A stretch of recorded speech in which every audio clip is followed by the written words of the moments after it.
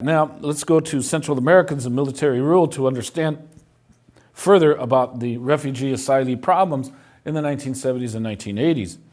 Because while Southeast Asians entered the U.S. as refugee asylees, likewise, the exodus of Central Americans to the United States didn't originate with their desire to seek the material comforts of American society.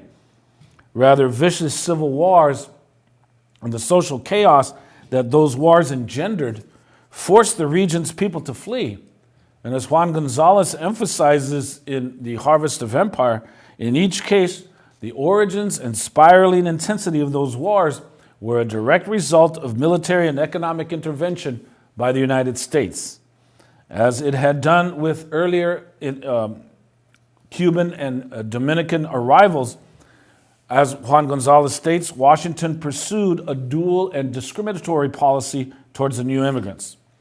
So when you take a look at Juan Gonzalez's chapters on the Harvest of Empire, the last 5 chapters, you will understand something about the Immigration and Naturalization Service welcoming Nicaraguans who are going through what is known as a Sandinista revolution, but it will intercept and it will intern Guatemalans, Hondurans, and El Salvadorans simply because the United States is supporting military regimes in those countries.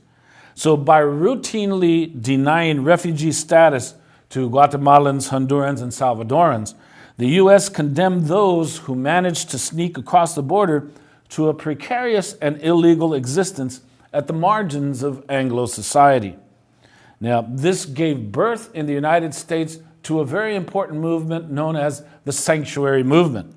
It started in 1982 by some ministers in Tucson, by some churchgoers in Tucson. Let's go and listen to a Reverend Fife, who started this ministry of sanctuary.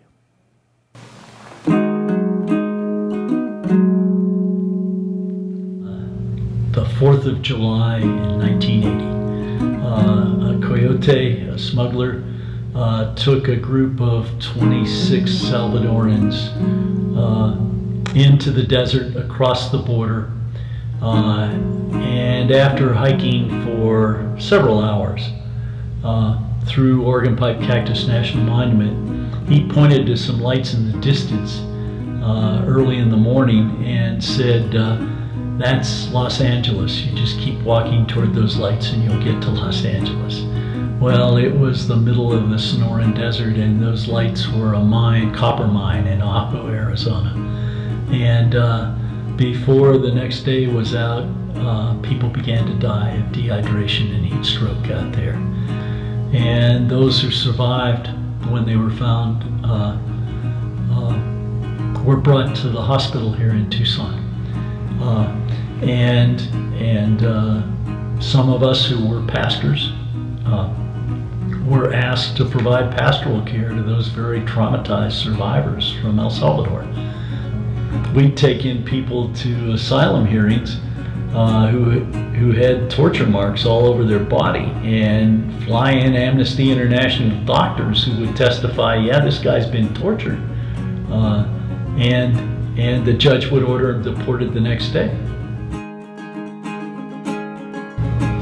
Jim began a small group to help smuggle refugees from El Salvador safely across the border so they wouldn't get captured by Border Patrol or immigration. And it took about 6 months for Border Patrol intelligence to figure out what we were doing.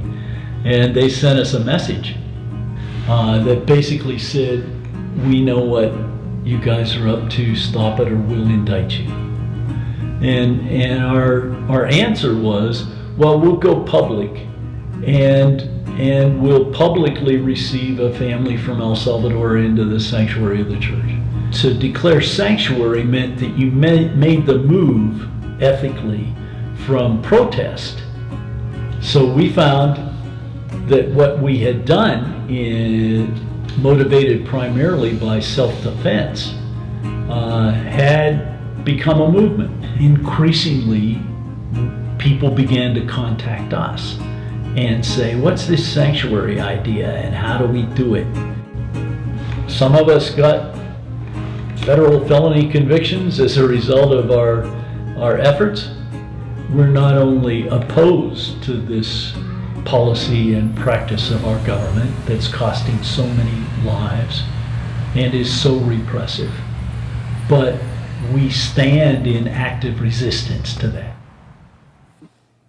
Okay, so students, pay attention to this sanctuary movement of the 1980s, because you're hearing this repeatedly now, especially in not only in Barack Obama's administration, but now specifically under Donald Trump, where you see sanctuary cities.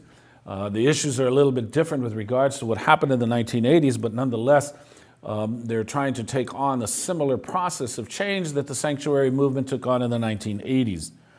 So let's get to appreciate that. Now, perhaps the best example of this